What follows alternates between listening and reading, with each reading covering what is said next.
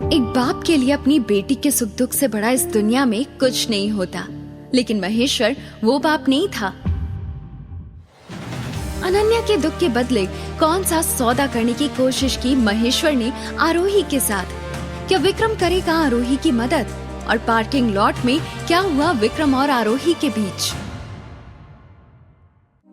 सुधा आरोही पर हाथ उठाने जा रही थी, लेकिन विक्रम का गुस्सा देखकर वो घबरा गई और उसने अपना हाथ नीचे कर लिया। आरोही ने आपके और अनन्या के बच्चे को मार दिया है। इस बात का जरा भी दुख नहीं है आपको?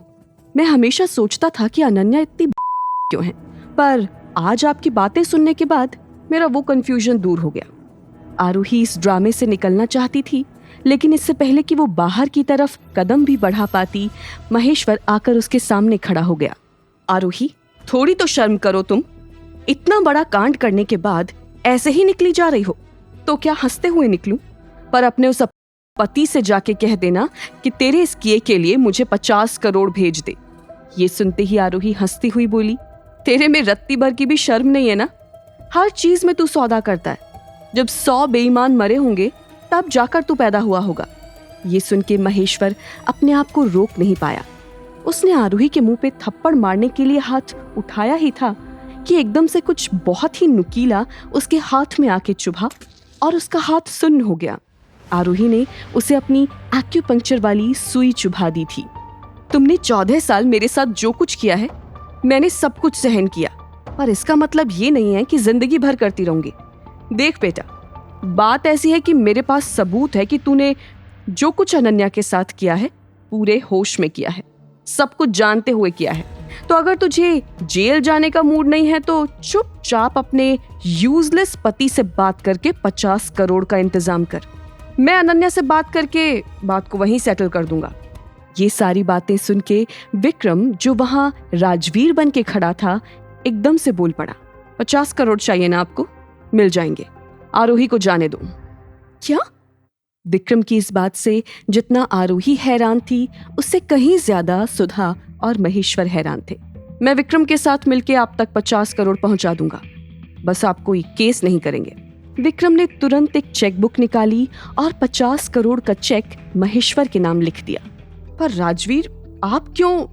आपको जो चाहिए था वो मिल गया है, इसलिए अब कोई सवाल मत पूछो। महेश्वर की इस बात पे बोलती बंद हो गई। उसने चुपचाप चेक पकड़ लिया। आप चिंता ना करें, हम तीनों में से कोई भी अब आरोही को परेशान नहीं करेगा। महेश्वर को चेक देकर विक्रम ने आरोही से कहा, मेरे साथ चलो।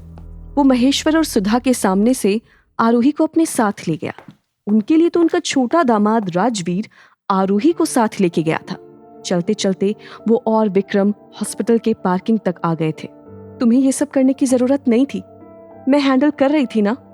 एटलीस्ट कॉन्ट्रैक्ट खत्म होने तक तो तुम मेरी वाइफ हो आरोही। और अनन्या का क्या? वो तो आपका सच्चा प्यार है ना? मैं अनन्या से न प्यार करता हूँ न शादी करना चाहता था। अगर अनन्या ने उस रात मेरी जान न बचाई होती। आरोही ये सुन के हैरान थी। आरोही को आज तक ऐसा लगता था कि विक्रम अनन्या से बहुत ज्यादा प्यार करता था। उसने अपने बैग से एक और सिक्का निकाला और विक्रम के हाथ में रखा। आपके 4 एहसान मुझ पे उधार रहे, पता नहीं ये मैं कब चुकाऊंगी और कैसे चुकाऊंगी। इस बार वो एक जानी पहचानी आवाज के साथ रुके। सरकार, एक बहुत जरूरी बात पता चली है। उस रात को जिस लड़की ने आपकी जान बचाई थी वो अनन्या नहीं थी। अनन्या ने झूठ बोला था सरकार। क्या विक्रम को फाइनली सब पता चलेगा? क्या आरोही और विक्रम की नजदीकियां प्यार में बदल पाएंगी? क्या करेगी अनन्या जब उसे इस बात की खबर लगेगी? क्या शातिर महेश्वर अपने वादे पर कायम रहेगा?